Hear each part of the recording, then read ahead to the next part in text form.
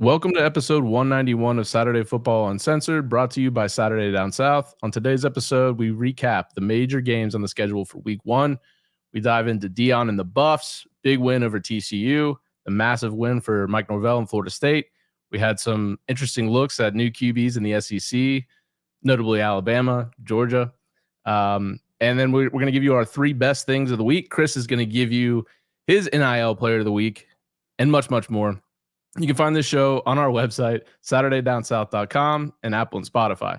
During the season, join us for the live recording of the show, just like we're doing right now, every Sunday at 8 Eastern Time on the Saturday Down South YouTube page. Find the clips from the show on Twitter at SatDownSouth and at SatFB Uncensored, on Instagram and TikTok at Saturday Down South. Find us on YouTube at Saturday Down South. Now, here's the show. Hey, everybody. Welcome back to another episode of Saturday Football Uncensored, brought to you by Saturday Down South and Texas Pete. I'm your host, Tyler Huck, and with me, as always, my co-host, Chris Mahler. Chris, a wild week one, baby. A wild week. I mean, just glow, because I know you're going to. I'll get to it, but hey, we're live for the first time in a while. It's been months. It's been months. I tell you what. See people in the chat here. I will say this. And I love saying it every year. You know what the best thing about starting 1-0 is? Not being 0-1? I don't know. Being able to go 2-0. So, okay. Hell of a weekend for a lot of teams. Not that great for some other ones. We've already got some people in the chat. Daniel Clover talking about Auburn is better than people think. I wouldn't even disagree with that. We're going to get to all of it. There's a ton of games. Already. We're trying to get more PG this year, but yeah, that was a question that was asked. Where do you want to start? Like, it was obviously an awesome Saturday. I'll tell you what, right off the bat, maybe my favorite part of the weekend was on game day when they're starting out the season on game day, and some North Carolina fan is holding a Murdoch family photo with Spencer Rattler as the game day. So that is a savage move. It was awesome. Yeah, that's quite the move there. Yeah, man. I'd like to start with the game last night, if you don't mind. I mean, game of the week. The smile on your face is I haven't seen this in maybe ever. I don't even know. Oh man, it's been so long, Chris, since I felt this way about this team. It's just so good. Yeah. So number 8 Florida State goes into Orlando, which I was thinking was going to be a 50-50 crowd because it was last year. Yeah. I had multiple friends at the game. You know, obviously the Florida State beat writers there. I think consensus, it was at least 70-30, if not 80-20 Florida State fans. Wow. And you can tell, I mean, when you get the big shot over top, I mean, there wasn't a ton of purple. I was pretty surprised. So it was pretty much a pseudo home game. And look, in that first half, man, I was getting frustrated. We've heard all offseason how good Jordan Travis is. He's taken a step, and he looked awful in the first half. I was like, oh my God, you know, I think LSU's a good team, but I didn't expect them to look like this. Yeah. Come out of halftime down 3, and it was, I mean, dude, it was a show. 31 straight points. Yeah, you got the gift touchdown at the end when Norvell put in all the freshmen. Was not expecting. Look, I thought Florida State would win. Came on here and said it. I thought it would be more of a shootout. I didn't expect LSU essentially to score 17 points. Right. I thought Florida State could score. I was a little worried in the first half, but man, when we said in our preview pod, I said 2 transfers that are going to be talked about a lot this season nationally: Keon Coleman and Jaheim Bell. And those 2 dudes combined for 5 touchdowns last night. And here's the thing too. I feel like we're primarily SEC, and everyone knows that. We're obviously doing this here at Saturday Down South, but people are more familiar with Jaheim Bell. I thought it was a huge pickup in the portal, obviously from Florida State. But you talk about the Keon Coleman thing, and we talked about this in the preview pod too. And this is something I was kind of worried about going into it for LSU. Is what they have coming back. You know all the talent. You've heard about the Jordan or Jaden Daniels thing versus Jordan Travis all offseason, 2 Heisman-winning quarterbacks and all that kind of stuff. And LSU returned a ton of talent from that offense last year. But I kept saying it felt like this weird situation where it was they were really riding all of the momentum and hype going into this season. Felt like, to me at least, that it was based off of that one win in early November against Alabama, because you saw them falter the rest of the way, right? You lose, and then now you take a step back, and I think there's a lot of like, this is like one of those things where 2 to 3 things can be true at the same time. This isn't like LSU sucks because they got boat raced by Florida State. Florida State's really good. Florida State is really, really Yeah. good. One of the things too is like that people don't get, and this is going to happen with a lot of teams in the COVID. Like now that we're like out of the COVID era, is you have 18 of their 22 starters for Florida State were redshirt juniors or older, so they had a minimum 4 years of experience as a college athlete. That's huge. It's a grown man, right? You had 10 Right. that were the redshirt seniors or older. You had 215 combined starts on the O line. I mean, everyone you had some level of experience and was like a more developed player than a lot of other places, right? Um, the other part of it is LSU. When you take a step back now, and maybe we get into this later, but like now that the dust has settled, the national championship is not out of the picture for them, right? FSU has taken a massive step forward and potentially getting there, especially with that schedule compared to LSU's. But Yeah. like now you take a step back and you're like, okay, well, LSU has now lost 3 of their last 4. Last night they got destroyed. The SEC championship, they got destroyed. It was 35-7 Mhm. for the half. And then the week before that, they got beat by 2 scores against the 5-7 Texas A&M team. So now you're like, have we overhyped this team a ton, or is this something where they're going to find their identity later in the season and come back? Yeah, and that's the question. And we've talked about this not on the pod, but and I talked to producer Dan about it a little bit over text last night after the game. I don't know, like I don't want to be reactionary, but we Same talked here. about this in the preview pod. Yeah. Jaden Daniels doesn't throw the ball down the field. No. And I just don't think after a while, when the team adjusts defensively, which Florida State clearly did during the Yeah. half, if you can't stretch the field like that, it kind of limits your offense. And I just wonder if Nussmeier might be the better move. And it's like you hate to do this after week 1, but we Yeah, kind of that's a felt lot. this way before the game, you know? So it'll be interesting to see. They'll have more time to get in rhythm in the next couple weeks before their next big game. But I mean, Mason Smith would have been huge in that game, no doubt, Mhm. last night. But man, Florida State just made adjustments. Look, it was a sloppy first half from both teams. You had drops. I mean, Johnny Wilson, he drops balls pretty consistently. I will say he makes really Yeah. great catches, but the easy ones, like you saw last night that he dropped, that's kind of him. Jaheim Bell had a massive drop, and then just all of a sudden, I don't know what was said at half, but all the mistakes. They had a ton of penalties in the first half. They really cut them down in the second half.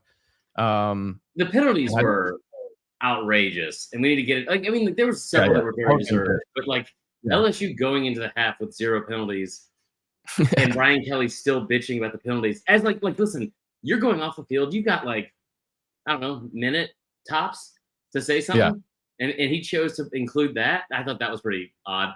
I'll Yeah. say, but like Jaden Daniels, he was fine in the first half. I think you look at the numbers, and I wrote this down and charted the whole second half. It's like that. In the first half, like you said, good teams make adjustments. This is one of the reasons Georgia is so damn good. Like you make adjustments at halftime, right? And you've seen Saban do it for years. Brian Kelly's a really good coach. I did not expect him to get out coached in this game, and he got flat out coached. Like those 2 teams were pretty evenly matched from a talent standpoint. It seems they're like maybe going in, maybe not in afterwards, because Florida State seemed like to have an edge all over the place, especially with that secondary we talked about beforehand. If there's one weak spot you didn't want to have on the entire LSU team, it was the secondary. Oh, that's fancy. It would be the secondary, right? Like, because they're going to air the ball out. But like you talk about from first half to second half, and LSU had 293 total yards. FSU had 213. Jaden Daniels had a total, I believe, in the first half he had 246 total yards, almost 200 yards to the air. They had 105 yards rushing, 15 first downs. They were 2 of 6 on third down. Then you talk about like they were averaging like over 7 yards per play. Like, I mean, they should have probably been up maybe 21-7, 28-7 if you're being honest, because they had a couple of early fourth down stops. And LSU had 3 drops in the game as well. But then you look at like I said, the second half adjustments, and these are the numbers. I'm not including the 75-yard bomb at the end of the game because it doesn't matter. The game was already in hand and it was over. But you talk about what the numbers were after that. They only had, after putting up almost 300 in the first half, they only had 92 total yards in the third and fourth quarter. You had 8 total rushing yards. 8. in the second half and 1 conversion. And this is the issue I had going with LSU beforehand, which is a lot of talent on that roster. A bunch of guys that could seem like they could tote the rocket running back. Bunch of dudes, right? Like some come from former 5 stars, some from the transfer portal that are proven guys that have like some veteran, numbers that can put up there and all that kind of shit. But like, there wasn't a guy. There's not a guy like you've seen in the past. LSU. It's like, hey, we can give that guy the ball 20 to 25 times a game, and he is going to eat you alive. And if you look at the numbers, the LSU run game, take away Jaden Daniels, right? Because he had a majority of the carries. They had 12 total carries from 3 different running backs, right? And outside of one 35-yard game, the totals were 11 carries for 14 yards. That's bad. That's bad. Real bad. The real Miami. Oh, no, that was the wrong one. Bad. Real bad. So there it is. Neither team could really run the ball, but I thought LSU didn't stick to it. Like Florida State kept trying to pound the rock, and then eventually LSU wore down and they were able to run the ball more effectively in the second half. I also thought, man, I think a lot of people forget this because of the score, especially when it was 45-17 and the game was in hand. That game in the third quarter, going into the fourth quarter, was 24-17. The game was not in hand. No. And that they just destroyed in the fourth quarter. And, in Norvell's post-game speech, he said they don't got Storms, which is our strength coordinator. Yeah. He's like, we were built for fourth quarters to wear teams down. And he's like, that fourth quarter, basically you saw all the offseason, what you work for is that. And and real quick on it, I think like one of the things that was most surprising is, and T-Bob and Moscona talked about this last night, very drunk on a live YouTube, which was hilarious. Like there's like a lot of people that like the immediate reactions, which are always stupid, right? Are Jaden Daniels should be the starter. And I know that you had the same one, but like Jaden Daniels should be the starter. The other one was like, you said you saw a couple things about Brian Kelly and how maybe he shouldn't be the coach or whatever, which is like absurd in itself. Yeah, absurd. But then the other thing was like, and I don't know how I feel about this, but it was like them talking about how this is the 4th straight opener that LSU has lost. The 4th straight opener, right? And it's crazy. I mean, it's not, because you start playing good teams. You lose 2020, you lose to Mississippi State at home. You lose last year to Florida State, kind of in a home game in the Dome. You lose to UCLA in 2021. Like these are games you like. Yeah. You didn't expect. I think they were favored in every single one of those games, right? That's an issue. And so was that? They were favored in both Florida State games. I know that. Yeah. And they had to have been favored against UCLA and of course Mississippi State. Right.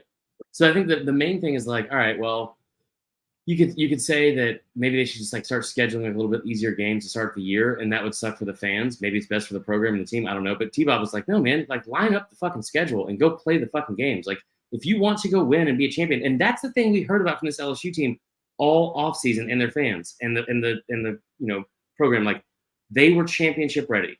They were going to go win a championship this year, and there's still time to do that. But what we saw yesterday was not even close to a championship team. Now, right. Before we get into all the other games, 2 things I want to say, besides congratulations once again. But one, this is now when you look at like the big games against like the SEC played 4 games against Power 5 opponents in week 1. Only 4 of the 14 teams did. In 3 of the 4, you played a ranked opponent. The SEC lost all 3 of those games. They lost all 3 by double digits, and they lost all 3 by an average of 16 points per game. They were favored in only one of them, but the other 2 were Florida was only a 4-point underdog, and Carolina was a 2.5 to 3-point underdog. So it was not a good look for the SEC. I think wasn't UNC favored? I think UNC was favored by 2.5. That's what I'm saying. South Carolina was an underdog.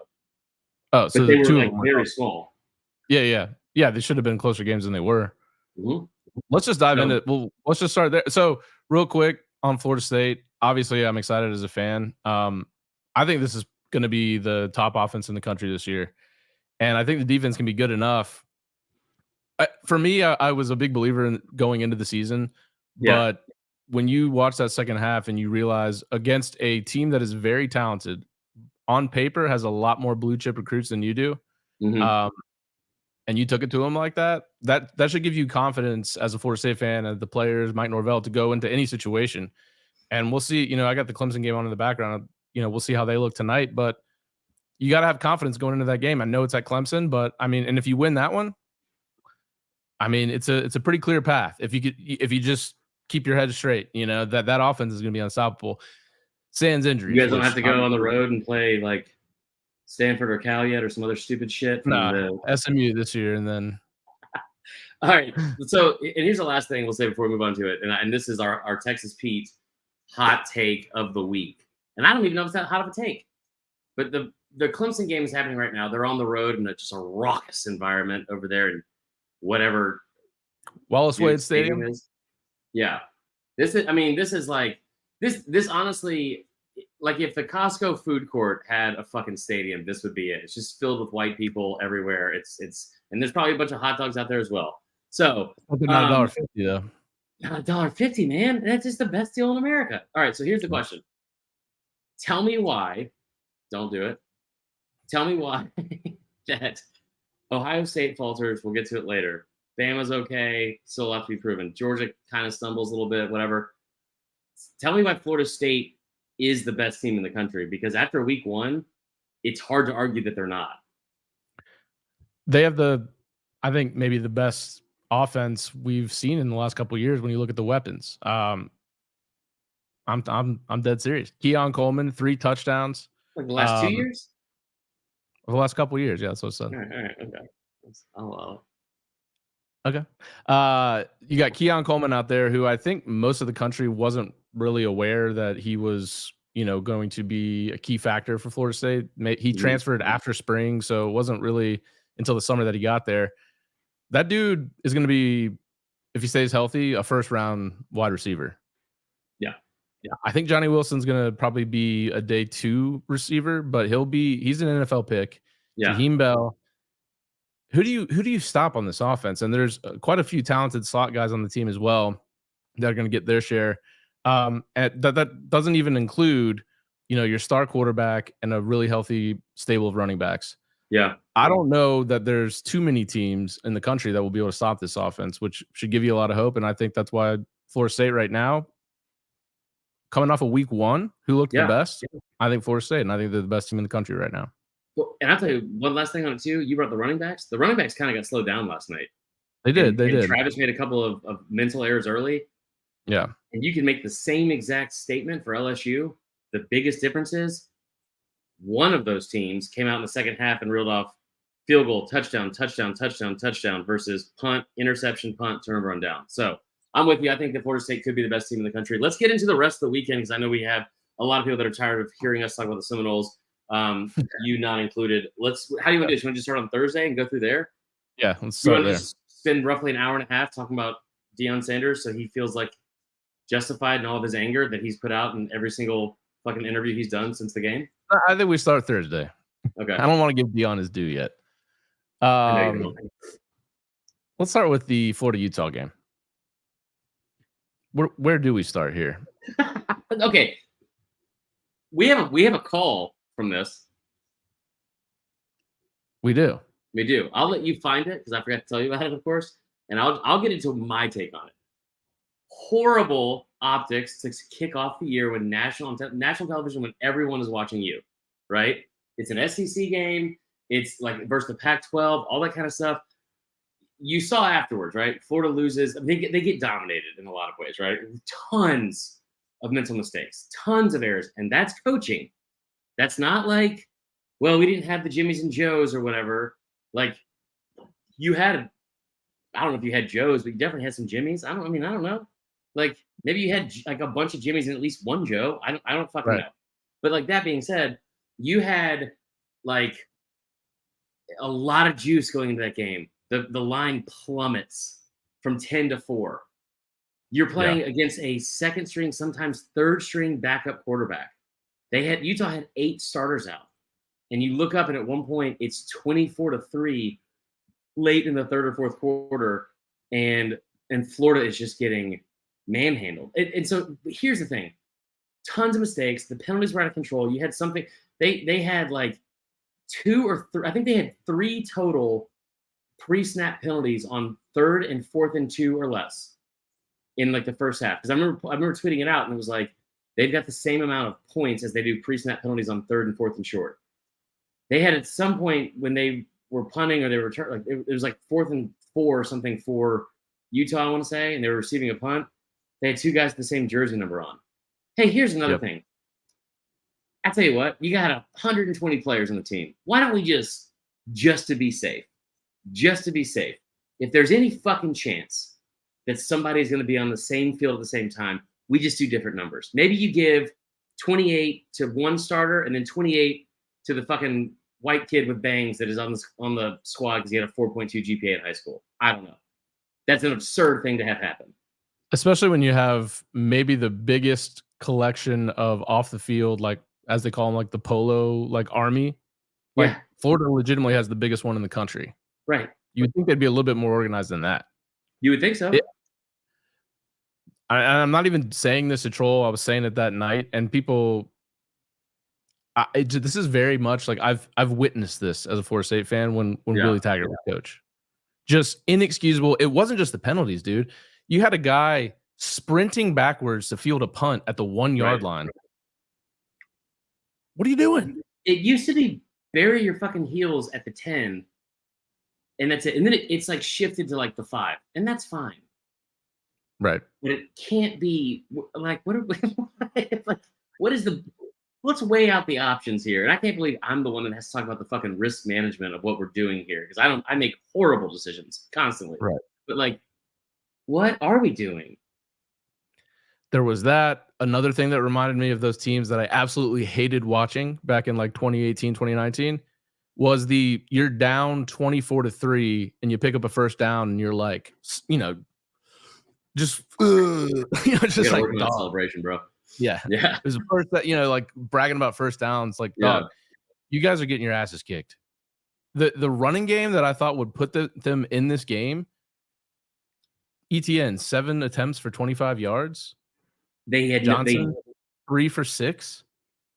What are we? Mafia. They could not run the football. And I don't blame him for not trying to run the football as much in the second half. Utah's here's the other thing too. Utah's a really good team, especially in the trenches. We talked about that beforehand. There's no team west of the Mississippi that is built more, in my opinion, like an SEC squad from the inside out. Like in the trenches, all that kind of shit. Like they do a great job at that. 100%. I really didn't think it was as bad as people made it out to be on social media, which is like, par for the course in anything, right? But like, I did not think it was as bad as people made it out to be, because Graham Mertz was a lot better than we all thought.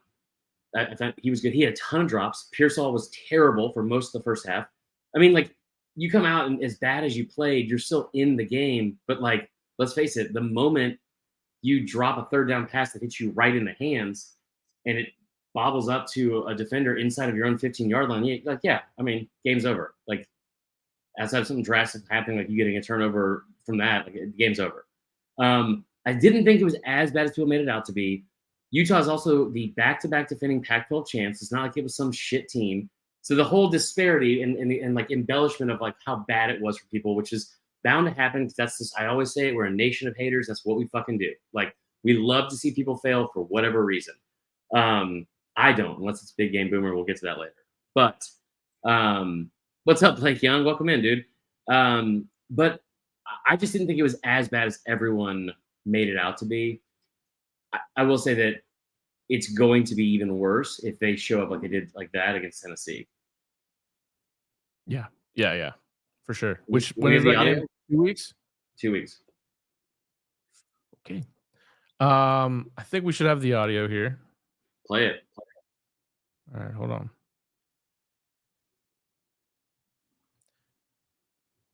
All right, we gotta hide this screen now. Not that. Is his number on there? One of these days we'll get it. All right. Let's just go back to this. There we go. We should still be able to hear it. Hey, this is Frank from Ocala.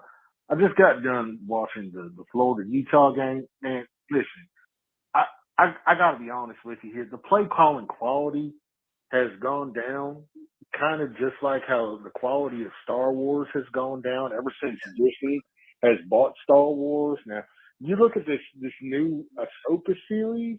Are you kidding me with that nonsense? Like, are you trying to tell me that little Sabine Wren girl's the same thing, the same type of person as Boba Fett? That's some nonsense, if you ask me. I mean, they don't look nothing alike. And then wielding some sort of orange lightsaber. Where the hell did an orange lightsaber come from? I thought she was supposed to have blue or green, and then maybe if you're Samuel L. Jackson, you had a purple one. But now we got all sorts of other colors. Let me just pause this real quick. Are there This different guy's color just going on a lightsabers? Star Wars rant. Well, I think he had a point, Tyler.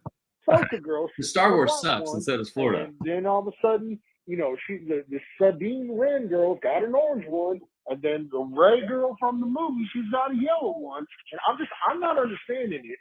I do agree that the red lightsaber is clearly evil because Dog, what is this? This is good. very clearly a UGA lightsaber, but you know, the quality of that show it's just terrible. Dave Filoni, I don't know what the hell.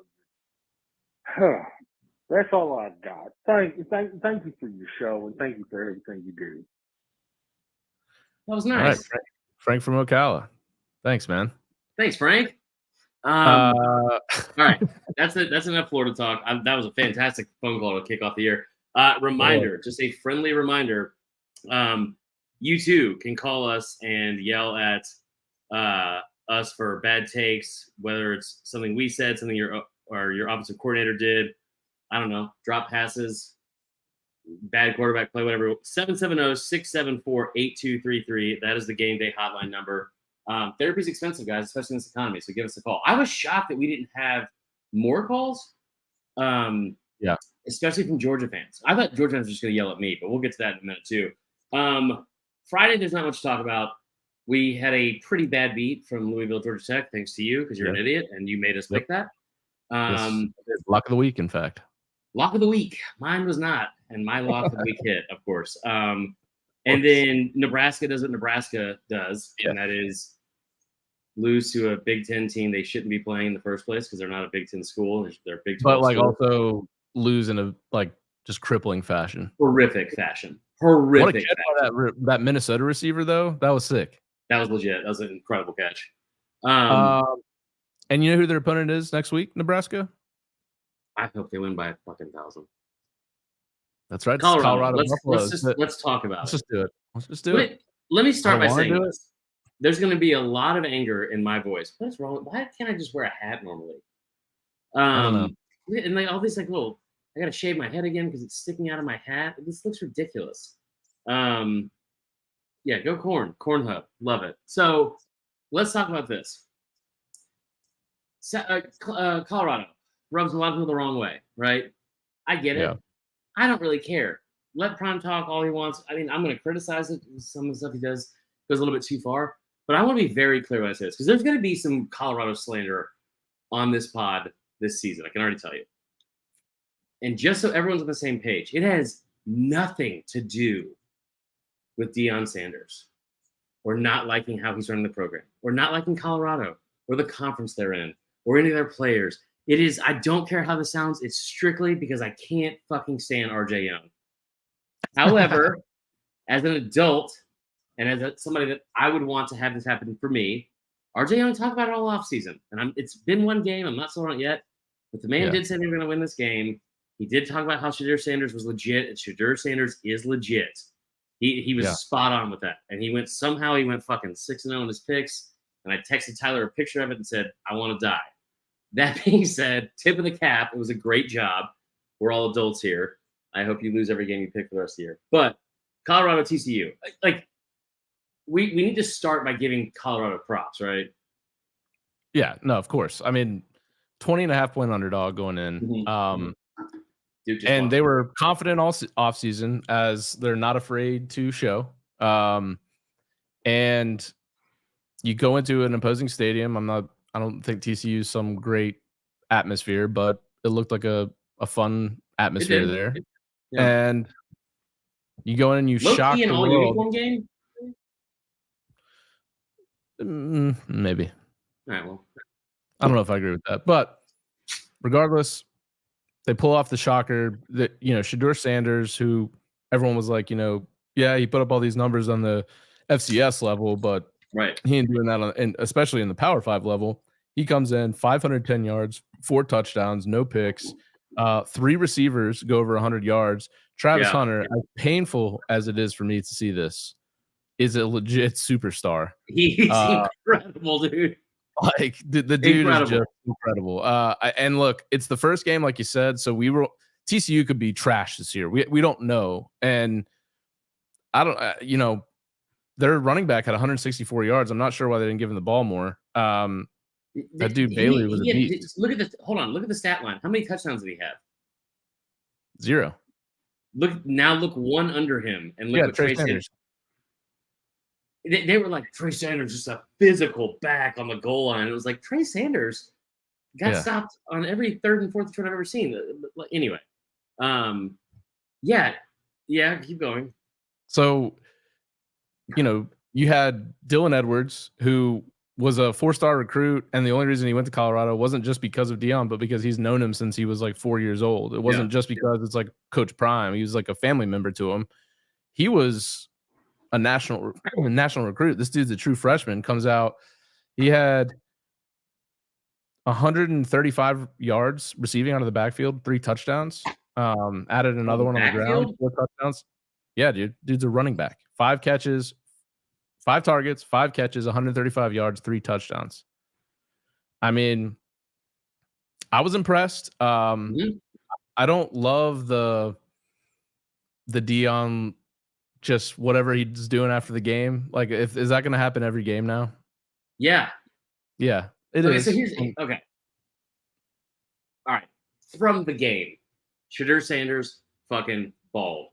Travis Hunter, legit Heisman contender after week 1. I would honestly say they should be 1 and 2 in the Heisman race. It doesn't matter because it's the whole season has to happen. Yeah. And the Heisman doesn't, like, the September Heisman is so stupid. We do it every single year. Leonard Fournette, Saquon Barkley, all these guys, we do it all the year after. Like, we do it all the time. It almost never comes to fruition. But these two after week 1, they should be the national players of the week. They did everything that people were skeptical of them doing, mainly, especially Shedeur Sanders. Shedeur Sanders had 5 touchdown passes. His total for the whole season was 19.5 from Vegas. He had 5 in game 1. Like, that's pretty phenomenal, right? And shout out, by the way, to the OC. The guy that I think Kent State, their OC. I think there was Kent State's head coach last year, came over to be OC for Prime. Yeah. Dude, that guy called a great game.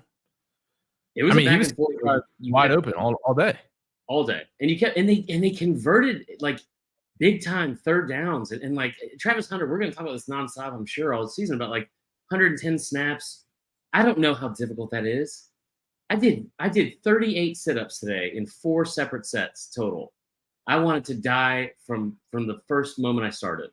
So I'm not the one to ask about stamina necessarily. But like, it brings up a good point. Says he called a great game against UGA last year as well. I think that's true. And it was a phenomenal game. Every time you thought they were going to roll over and die, as the team did last year, they didn't. You're talking about a team that, like TCU, who was in a shit ton of close games last year. Remember how many times TCU was an underdog in the regular season and kept coming back and beating these ranked teams, especially on the road. And they just, like, no matter how many times we doubted them, like, they took the lead several times in this fourth quarter. And the team like Colorado from a year ago, you would think they would have quit, and they didn't. And you have to give them credit for that. Now, the one negative thing I'll say, and I'm not taking anything away from Colorado here. This is more of slander to TCU. That is about the worst tackling team I have watched since I fucking watched Little Giants or Air Bud. I understand you don't want to tackle a dog because you're 11, and that could be traumatizing for you. But at the same time, we're trying to win a league championship here, Timmy. So this guy's tearing us up all over the field. Just take out one of his legs. Feed him some chocolate. What are we doing? He has 4 legs. It's so simple. Twice the amount of legs that you can go for. Dogs have ACLs. I don't know if you guys know that. This isn't very difficult to do. Drop sport. It ain't hard to tear his ACL. Yeah, put a grape in your back pocket. Put some onions out there. I mean, just come on. Like, not enough to make him like anyway, we'll get to that another time. Anyway, so they were terrible at tackling. It was awful to watch for a lot of times. after the game, I fully get the pettiness because I'm petty, and like he deserves to celebrate and all that kind of stuff. Didn't think it was going to go to the length it went to, and this is where I have a little bit of an issue with it because he has a really good opportunity to be like, "Hey, I'm here." He kept saying, "I'm here. This is what I fucking do." Right? Like if this is what you do, you don't have to talk about it. Like Right. the proof is in the pudding. Like you're going to show everyone anyway, and he will throughout the season. They're probably going to be a lot better than people think, and it was a great start. I get like calling out the media as a whole, but then going in after the game, calling out direct media members that said you might lose. I got news for you, dude. That's what we're paid to do. We're going to be wrong a bunch. Not me. I'm hardly ever wrong. But like him calling somebody out in the middle of it, and it wasn't like it was Luganville, who was like worst roster in the country. Pepper, calm down. But at the same time, like I thought that was like, and where it pissed me off is I saw this from other people like Tim Brando, who was like, crucifying Saban for not releasing a depth chart and how he's treating the local media. And there was somebody else that did the same thing yesterday from a very reputable site that we're not going to get into.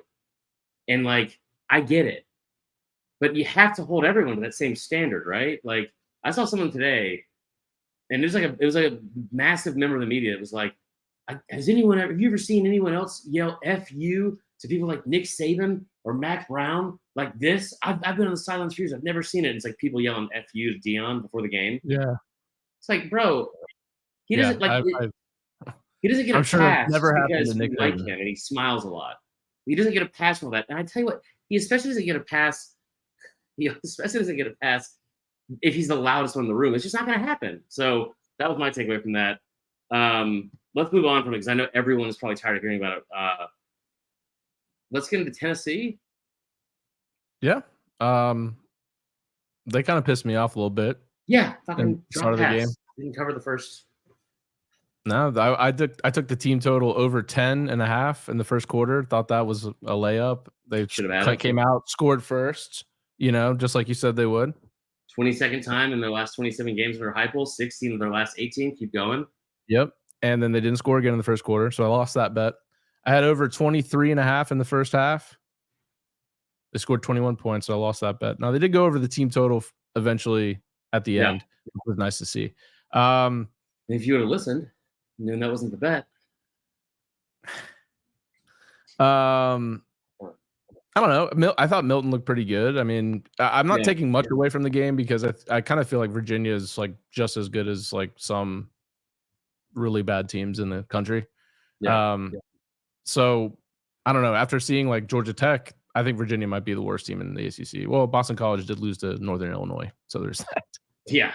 Also, people lose to Northern Illinois sometimes, dude. Shout out. I'm excited to see Tennessee against a legit team. Which we'll see if that's Florida or not. But I don't know. What do you think? Okay, so we'll keep it quick because I know that we have a bunch of games to get to and all that kind of stuff. But I will say this about Tennessee: was pissed in the first quarter. They come right down the field and execute. I don't know why we go for a 4th and 5 in the opening drive. Seemed like a lot of the stuff that happened in the first quarter I enjoyed watching because it was one of those, oh no, the consequences of my own actions for me. It's like, Pepper, what do you want me to do? Jesus Christ. You spent the entire offseason telling everyone you're back and Joe Milton can throw the ball 90 yards. They had him on game day. First question they asked, how far did you throw a football this year? Like, who fucking cares? I'm so sick of that. He did drop a dime, like a 60-yard dime, right in the hands of one of his receivers that in the first quarter, I thought he was going to cover. We were going to all cover together. It was going to be great. And he dropped it, which I don't know how you do that. But they had some mistakes, some pre-snap penalties. They had, just a couple of like I said, like the drops. They had a couple other errors too. I can't remember exactly what they were.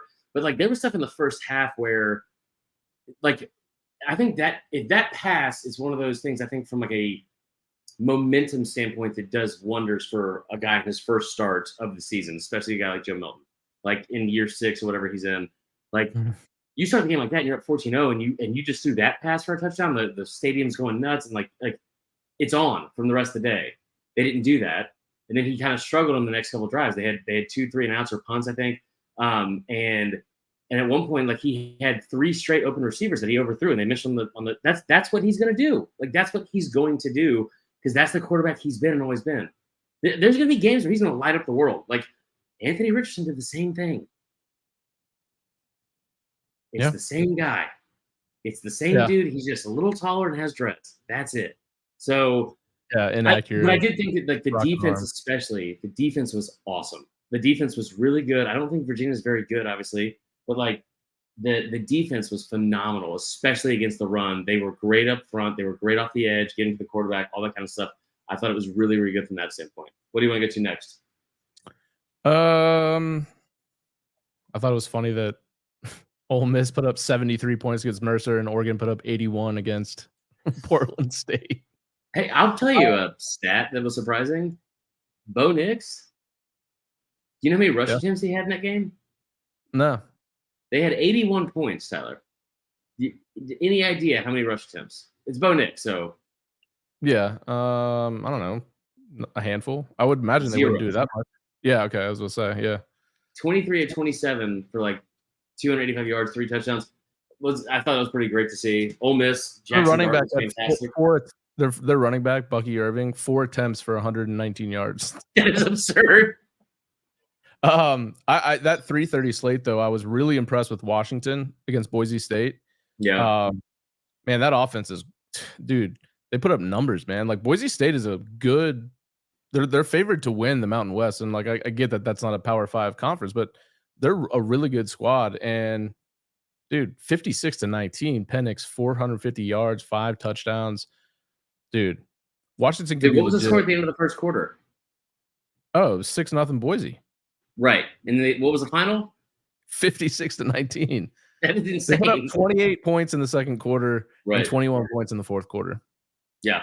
I was impressed with that too. Real quick, just while it's top of mind, you said 28 points in the second quarter. I'm going to give a shout out to Georgia Tech because I was very impressed. It was heartbreaking to see the way they lost. Really impressed what they were able to do. Haynes King looked better. The team all around looked better. They did a lot of stuff. They also did what? Are you drinking a Celsius this late? Fucking go. I'll do one. I got lots to do. Oh, okay. Sorry, man. Sorry for our podcast and us trying to make our dreams come true. Wow.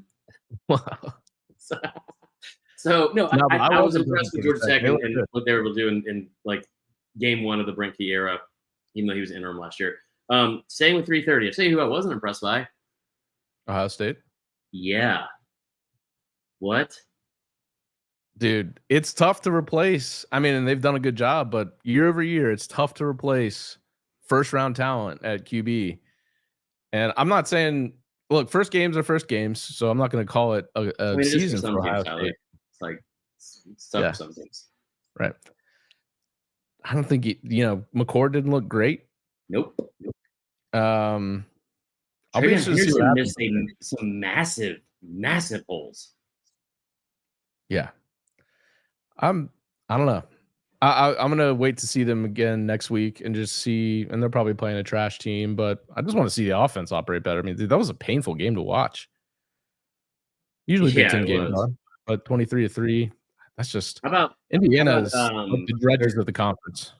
Yeah, I mean, Indiana is 6-18 combined in their last 2 years. That 6-18 record also includes 2 losses to Rutgers, with one of them coming by 35 points. Like, they're awful. Yeah. They played better at times. So there's that. It was close for a minute. I was very, very surprised. Marvin Harrison and Emeka Ibuka had 5 catches for 34 yards combined. It's strange, man. Very strange. I don't know. That's going to be something to watch, I think. It should be fun, but I do love what you said about the quarterback thing. Other games, I thought Texas was kind of a ho-hum game. They didn't cover against Rice. I'm doubting they put much into the game plan considering Bama was on deck. So I don't think there's really much to take away except that they got athletes, man. It's going to be a fun game next week. Speaking of ho-hum. No. We're not talking about Auburn today.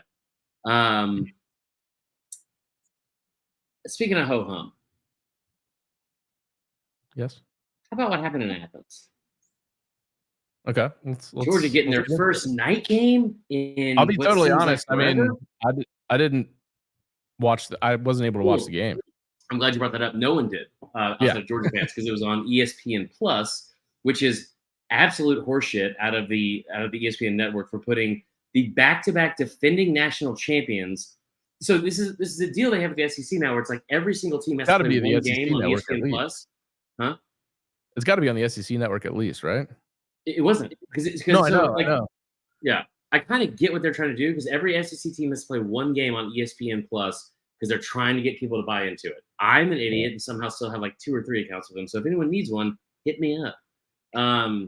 But at the same time, like Georgia, maybe the idea behind it is like, oh, we'll have Georgia on ESPN Plus start the year because a lot of people are going to want to watch Georgia.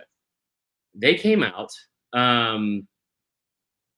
It wasn't a great start, much to the chagrin of some petty people on social media that wanted to overreact and just say things to piss off Georgia fans. And when I say that, I'm talking about me because it was, so here's the thing. This is our favorite rivalry in Pepper. What? So I've built up Georgia all offseason, but like, yeah, they struggled early. I think you started seeing stuff early, like from people that were like some of these meltdowns that were like, the OC sucks. Carson Beck is not ready. There were people already asking for Carson Beck to be taken out. There were people that were already like, somebody said from the stadium there was somebody yelling "Fire Bobo" on the 3rd play of the game, which I think was probably done in jest. Yeah. Now I'm gonna build you up before I break you down here for Georgia, like I always try to do. There's no reason to worry, right? Duke up 6-0. Just up. You're ahead of me. I love it. Also, I had Clemson -6 first half. There's no. Hold on. The person who has my ticket for the Texas game just said there's bad news. Oh no. So there's no reason. There's no reason to get super concerned necessarily, right? Carson Beck ends the game. Like I tweeted this out in the first 20 minutes of the game. Georgia's the team that finished in the top 6 in the country the last 2 seasons with yards per attempt. What? Okay. In yards per attempt at like over 9 and 9.3 yards per attempt in both seasons, right? That's with Monken. You start the game out early and you kind of struggle at times. And I think at one point they had 4.3 yards per attempt. And I made the comment about it because it was very obvious they were struggling in that game. A lot of bad throws and errant throws from Carson Beck. I don't know how many times I had to watch the game like on Gamecast on ESPN. I don't know how many times I saw incomplete pass to Arian Smith. Now listen, you're also banged up and you didn't have your entire team. Shout out also to UT Martin's quarterback, Kincaid Dent, who is a former Ole Miss recruit, who I remember saying on this podcast how much I was going to hate because his name was Kincaid Dent. The game was never in doubt. The scoreboard might not have been as great as we wanted to see, but Carson Beck ends the game with almost 300 yards passing. They end the game with like 10 yards per attempt, 400 total yards on 40 attempts. All 3 quarterbacks got in. They did what they always do, and this is what I will always say about Georgia that I think they do better than anyone in the country. The distribution of wealth they have is incredible to watch. They had 11 different guys caught passes. And I know if you're sitting here thinking like, oh, well, it's just UT Martin, a bunch of scrubs got in. 7 out of the 11 had at least 2 passes or more, or 2 receptions or more. That doesn't happen in other places. And Georgia consistently does that. They've done it since Monken was there. I think it's a really, really good job. Now, the other part of it, Willie Gray. I like the play calls. Seemed like Beck was off. The line definitely needs work. The line was an issue all night. They weren't able to run the football. I heard the play calling was very vanilla and a lot of runs at the middle. Lillian was very frustrated, which was fair, it seems like. She said completely rational fans. She put a period in between each one of those words. I think she might have been saying it in jest. But here's the thing, guys. Even if it does at some point become this seamless transition, the fact that we heard all offseason from their fans of this is just going to be next man up, pick up where we left off. Todd Monken is gone, but we have Mike Bobo. I'm going to reiterate once again how stupid that was to say. I'm not saying it's not going to work, but the thought that you lose the best offensive coordinator and the best quarterback you've had in program history and just assume you're going to pick up where you left off is crazy. That, like, to anywhere. Those are like, because it wasn't like it was just, it's not Ohio State where it's like, oh, well, we lost Justin Fields, which is probably not the best example to use here. But, and we still have so-and-so playing or calling plays. This is your best play caller and your best quarterback you've had ever by a significant amount. Like, they did things that no one else has ever done there, and they did them dominantly. 46.3 points per game against ranked opponents a year ago. Now, I thought it was funny to watch because I said it all offseason. There's a reason we have the whole "God dang it, Bobo" joke that we say all the time on this pod, and because we heard it was less than a decade ago why you guys wanted him gone. And it didn't take long to hear some of those people come back out. We'll see how it plays out, but man, Muse isn't really good though. I think they're going to be fine. And here's the other thing too: they don't fucking play anybody, so they're going to be fine for a while. Fair. You want to talk about your boys?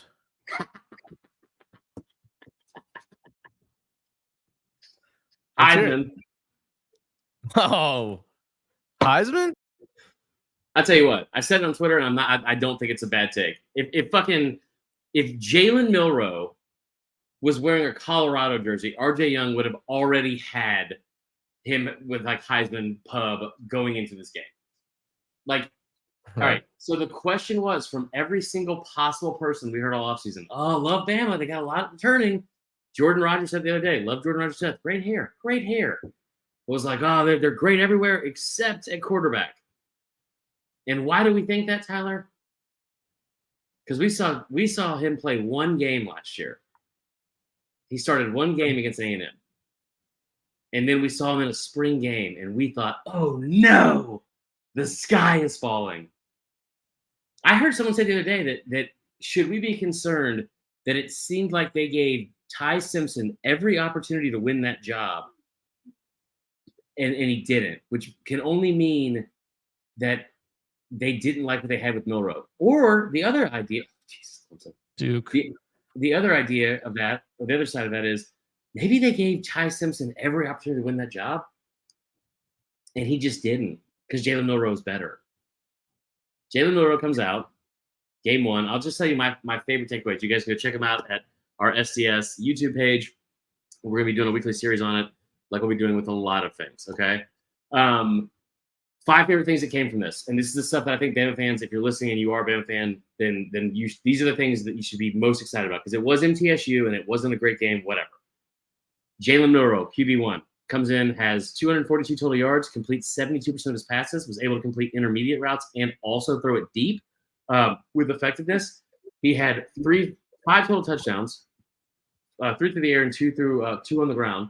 It's the only quarterback in program history, only quarterback ever in program history that has ever had a 5 touchdown game with 3 passing and 2 rushing, ever.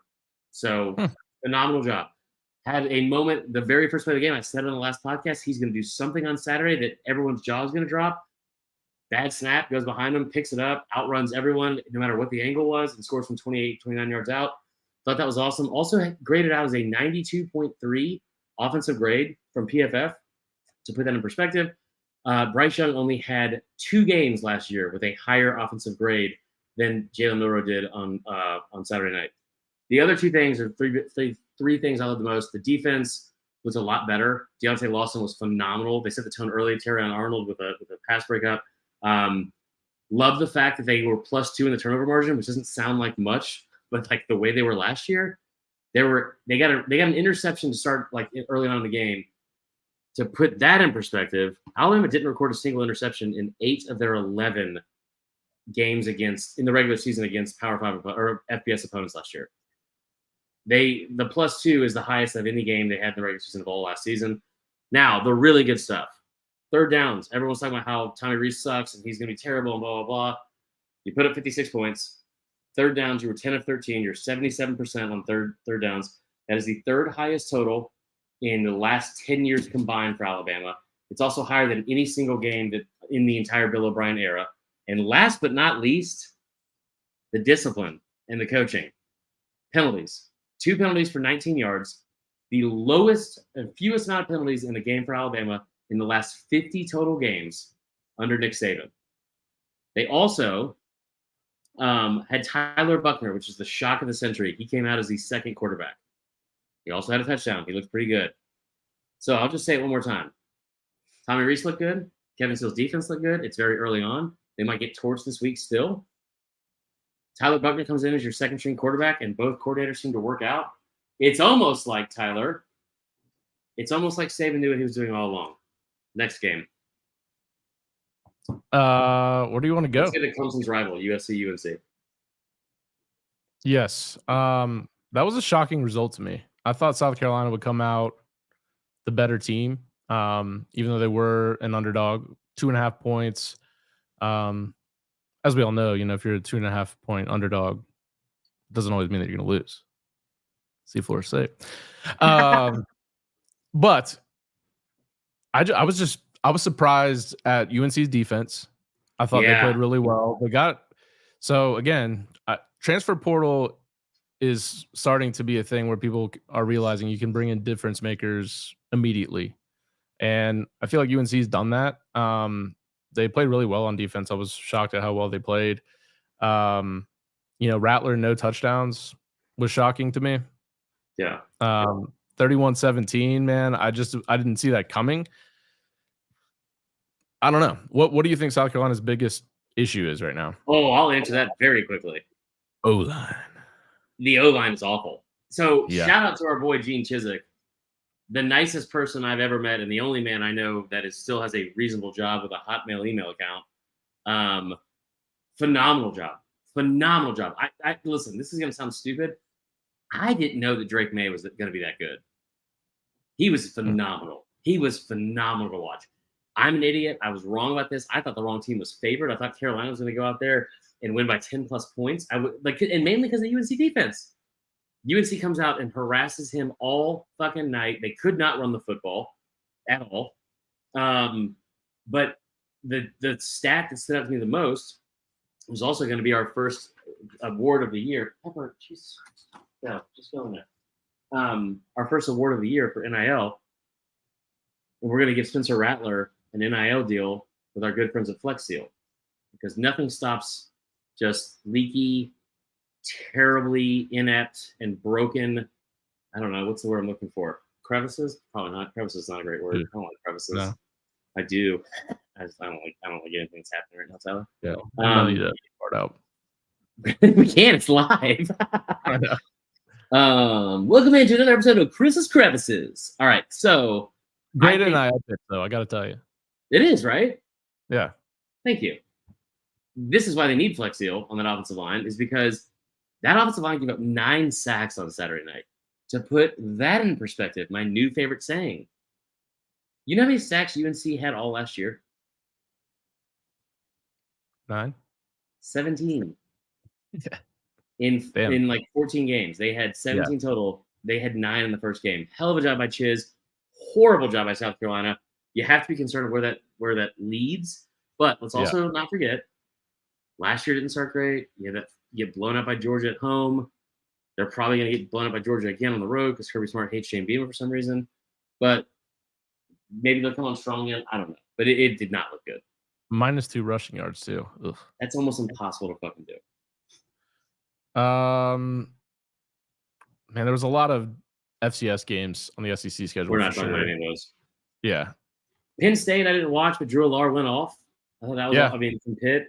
Also, I think he's gonna be good. The main storyline from this was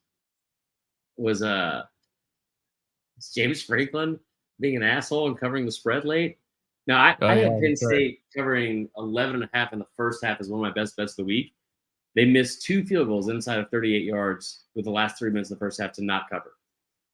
Late in the game, West Virginia has like a textbook backdoor cover where they have they score with a couple, I don't know, 3 minutes left.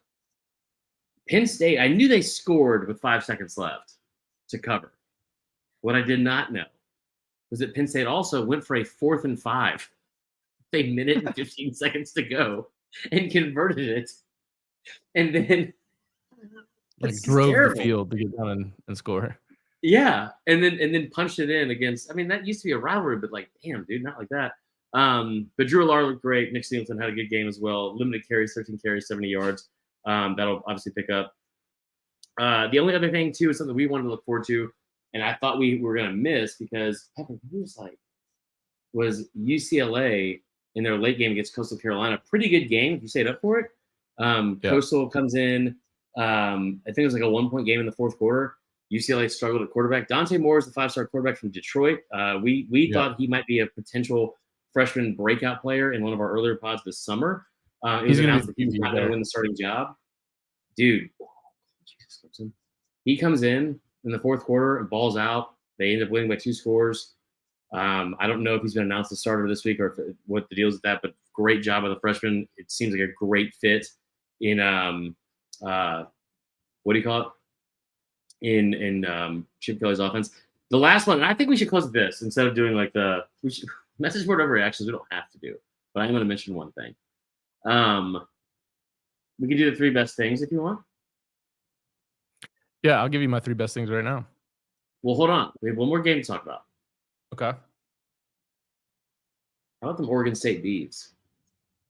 That's one of my 3 best things.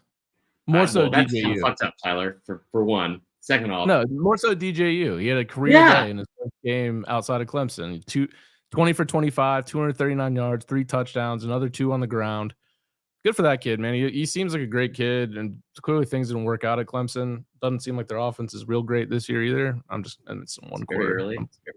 Yeah, saying that half in jest. But I mean, good for him, man. And like if he's legit this year, dude, like their defense is good. It was the best in the Pac-12 last year, even better than Utah in some areres. That O-line was phenomenal. He's like I don't think if you're a football fan that watches football and you know anything about Clemson, I remember saying this a couple years ago, Clemson has done a horrible job at recruiting and developing offensive linemen, elite offensive linemen. That's a late hit, right? In the Dabo Swinney era, right? Oregon State has a much better offensive line. He had all day to throw, and again, you can look at it and go, "Oh, it's San Jose State. Who cares?" One, it was on the road. And if we're going to compare apples to apples or whatever the saying is, I think it's apples to apples, right? Like yes, USC, who's everyone's darling, and how they played San Jose State a week ago. It was 56-28. Yeah. It was 21-14 at the half. Oregon State was up 28-3 and dominating this game. Yeah. 475 yards of offense. Pretty balanced, 275 in the air, 200 on the ground. Yeah. I think we're going to say, I mean, the Pac-12 is fun this year, man. In the final year, it's going to be a fun year out there, dude. Washington, Oregon, Oregon State, USC, UCLA. Yep. I mean, dude, there's a lot of good teams. It's going to be fun. Every team, they're the only conference that's 13-0 right now because USC's played 2 games. They've won every game they've played. All right, my first favorite thing, and then let's do what Willie Gray said. Let's do our top 5 and we'll close it out. My first favorite thing. How about Juice Kiffin? Huh? Lane Kiffin is just so good at it's crazy how likable he is now. But it just goes to show you, if you lose some weight and you get a dog, and I don't know, you don't talk about the dog on social media nonstop, which is something I have to learn. Then people really seem to like you. It's been awesome to watch this whole transformation. But Juice Kiffin on kickoff duty, running to go get the tee and running back, thought that was awesome. I already gave you DJU, so obviously my second thing of the week, the Noles, man. We're all the way back. I'm so fired up. Jordan Travis couldn't be a better guy. He's gone through a lot. He almost gave up the sport. He offered himself to move to the receiver room 2 years ago. And to see what he's doing on the field now, I'm just super happy for all Florida State fans and specifically Mike Norvell and Jordan Travis. So right. Pepper, we have 2 more minutes. Do you want to come say hi? All right, what's your next? My next one, and I can say LSU losing. How about this? How about former Auburn quarterbacks? I don't like piling on Brian Harsin. I don't. I really don't. But I will say, it's almost impossible to look at the quarterback room that he had after what happened this weekend, and wonder why or what could have gone wrong there. Bo Nix, 23-27 for almost 300 yards, 3 touchdowns, no interceptions. How about Robbie Ashford in the Auburn game has 3 touchdowns rushing? And then you TJ Finley. TJ Finley for Texas State goes in. Beating Baylor. Horrible loss by Baylor, by the way. Horrible loss by Baylor. But TJ Finley goes off. I think he had 4 touchdowns, 5 touchdowns or something like that. And like, here's another most terrible loss. This is gonna sound worse than most of my jokes, but like, dude, Texas State had a white receiver that wasn't even wearing receiver gloves, and he made arguably the best catch of the week. He made a one-handed catch like on the sideline. Oh yeah. It was incredible. But yeah, former Auburn quarterbacks having a good week, and I will say this, all jokes aside, good for them, including Robbie Ashford. Good for them for not giving up. TJ Finley, a guy that's come under a ton of scrutiny. Bo Nix has obviously flourished out in Oregon, and then what do you call Ashford, who has every reason to quit, and kind of, and he goes off in their game as well. What's your third one? My third one is just UNC, Mac Brown. I mean, Yeah. I think that a lot of people doubted them in that game, including both of us, and rightfully so. They've been horrible in games like that of late, and there was really no doubt that they were going to win that game, like pretty well into it. They were just the better team, and I was pretty shocked by that. And they finally seem deserving of their ranking. Yeah, I think that's fair. Yep. All right, so my last one, I'm not going to mention these guys by name because they've been pretty big assholes the last couple of weeks, and I don't really understand why.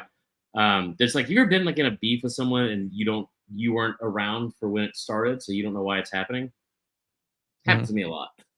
But Saturday, I made some jokes at Georgia's expense. Now I know that I spent, I don't know, 80 to 90% of the offseason making jokes, not jokes, but making positive things in Georgia's favor, saying they're the best program in the country, they develop talent better than the country, better than anyone. Kirby's a better coach than Saban right now. All those things. But just like I made the joke a couple weeks ago about how they are basically North Korean Twitter, and the moment you say anything negative, the entire fucking thing melts down and they lose their minds, right? I was critical of how they looked early on, which was apparently a big no-no.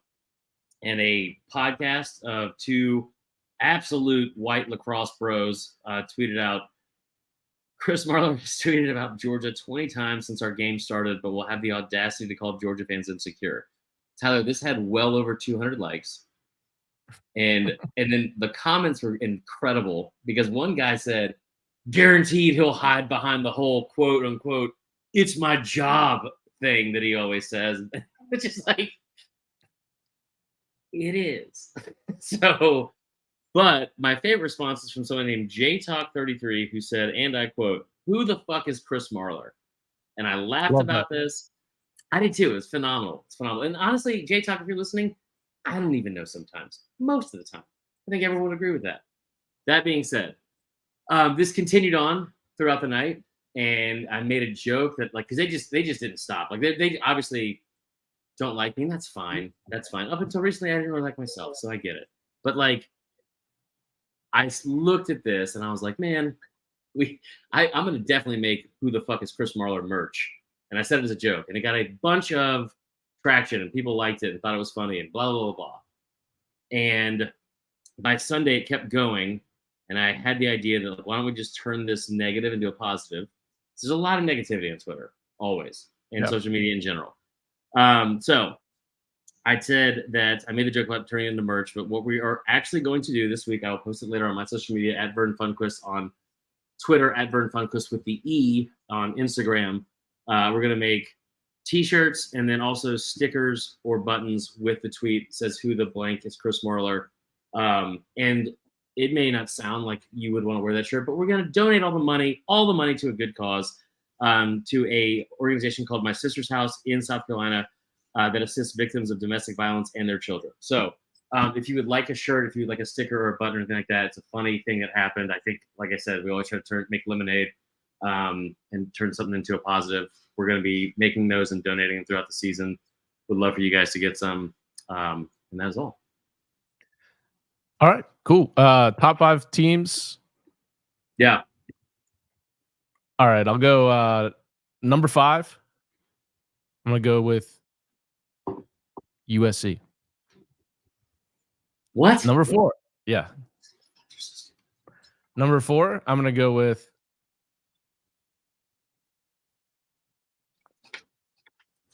Michigan. Okay. Number 3, I'm going to go Alabama. Oh, 3. Okay. Number 2, I'm going to go Georgia. Oh boy. Number 1, I'm going to go Florida State. And that's just how I feel, brother. Okay. All right, mine. All right.